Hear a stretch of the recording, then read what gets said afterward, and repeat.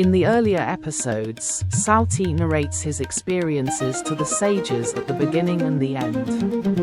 In this 12th episode of the initial chapter, the episode where Kadru deceitfully challenges Vinata to a competition is presented by Sauti in the sages' assembly continuously and in great detail, which is particularly noteworthy.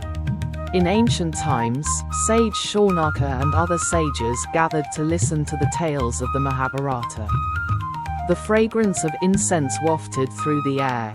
The ashram was surrounded by greenery, and birds chirped melodiously. They then asked Sauti, sage Shaunaka, inquisitively, "Oh Sauti, please tell us, what transpired between Kadru and Vinata?" Sauti, with a gentle smile, reminiscing, "This is a fascinating tale. Listen attentively. In a verdant valley, a majestic, gleaming, and powerful horse stood. White clouds floated in the sky, and the atmosphere was pure and divine." Sauti speaks with vibrant enthusiasm.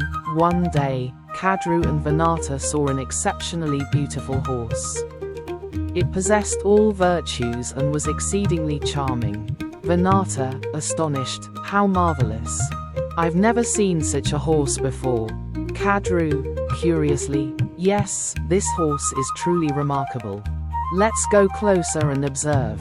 Kadru and Vinata focused intently on the horse. Their expressions revealed differing opinions. Kadru, laughing, "Did you notice the color of this horse, Vinata? Such a beautiful black hue." Vinata, surprised, "Black? What are you saying?" Kadru, "This horse is entirely white." Kadru, smiling, "No, Vinata. Look closely, it's actually black." Vinata, slightly annoyed, "I'm not mistaken, Kadru.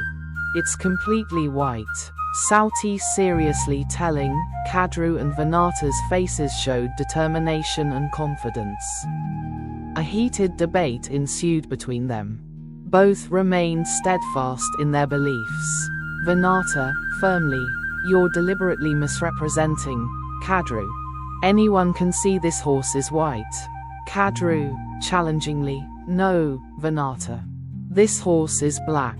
You're mistaken." Sauti with concern telling, their disagreement escalated to such an extent that it became a significant test.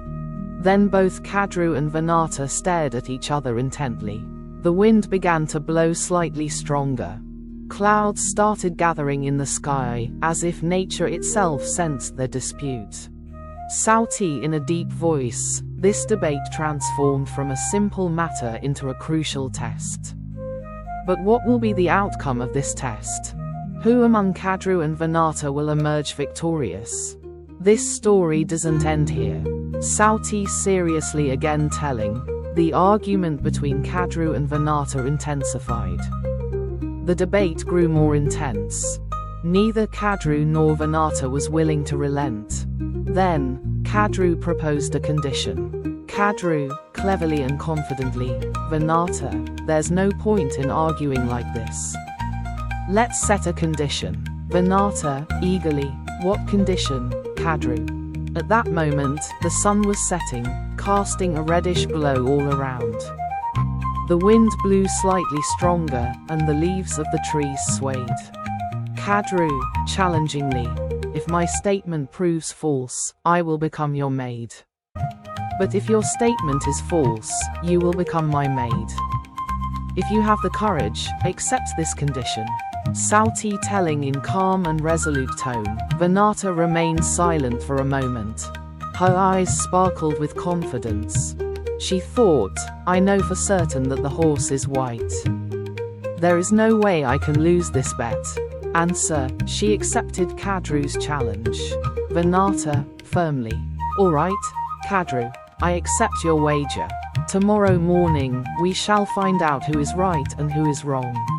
The breeze suddenly stopped, and an eerie silence enveloped the surroundings. Sauti telling with concern, both agreed to the condition. Their fate would now be decided by the light of the next morning.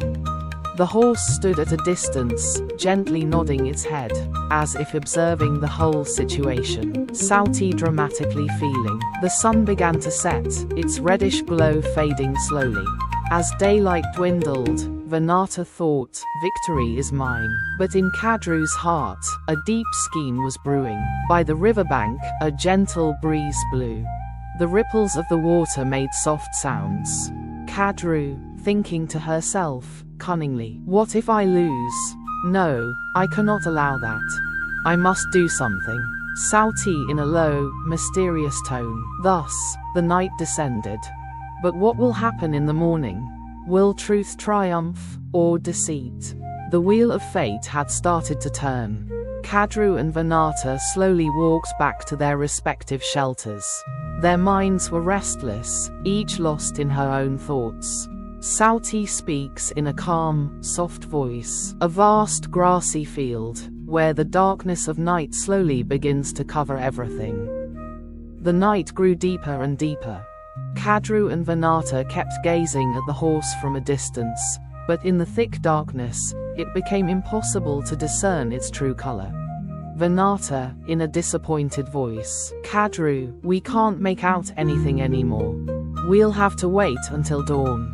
Kadru and Vinata are watching the horse from a short distance. Kadru, in a slightly cunning tone, slowly begins to think and responds, To be honest, it's impossible to tell its color right now. But there's no choice but to wait. Sauti speaks in a deep, dramatic voice. They couldn't clearly perceive the color of the horse, as the darkness of night was hindering their vision. But at that very moment, a new plan was taking root in Kadru's mind. The thought of becoming Vinata's servant made her restless. And it was then that she called upon her 1,000 Serpent-Sons. Sauti telling in a mysterious tone. Kadru could not bear the thought of possible defeat. She quickly summoned her 1,000 Serpent-Sons and shared her plan.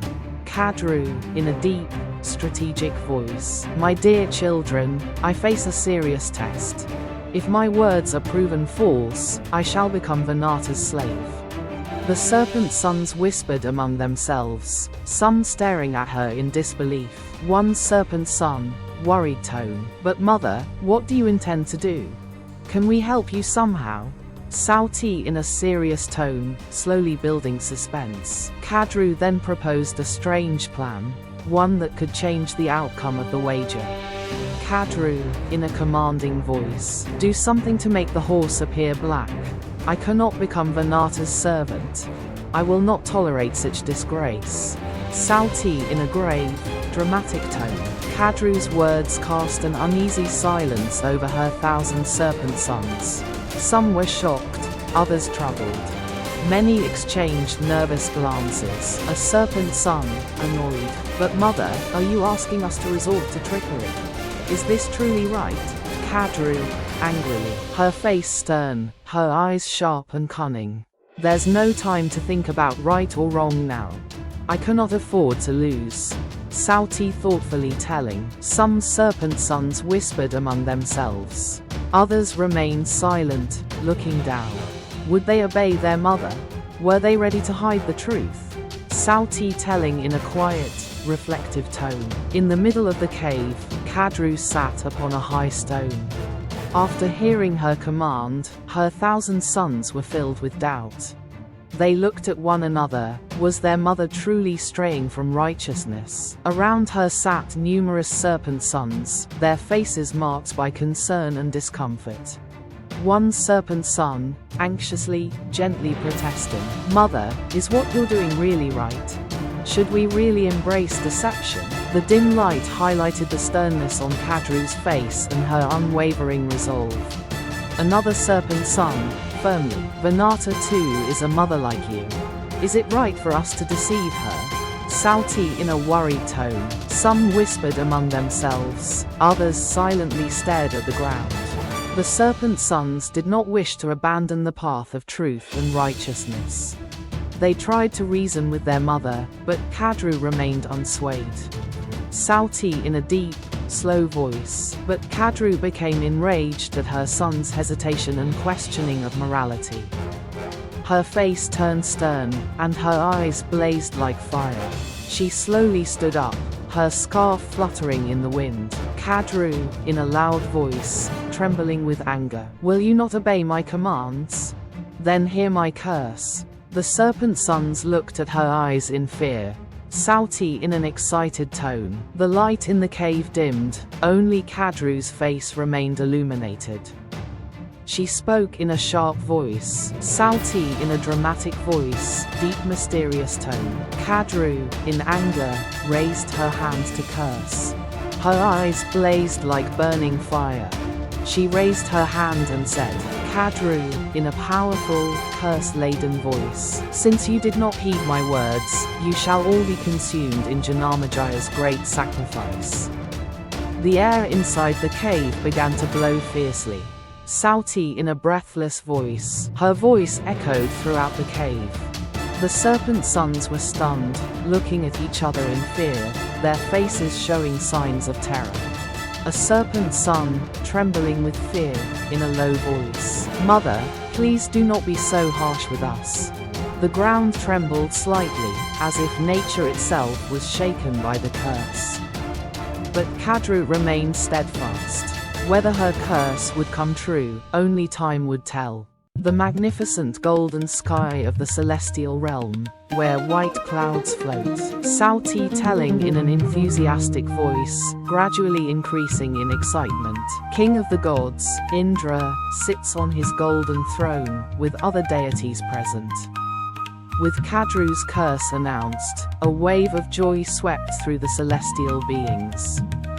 Especially, King Indra smiled with satisfaction.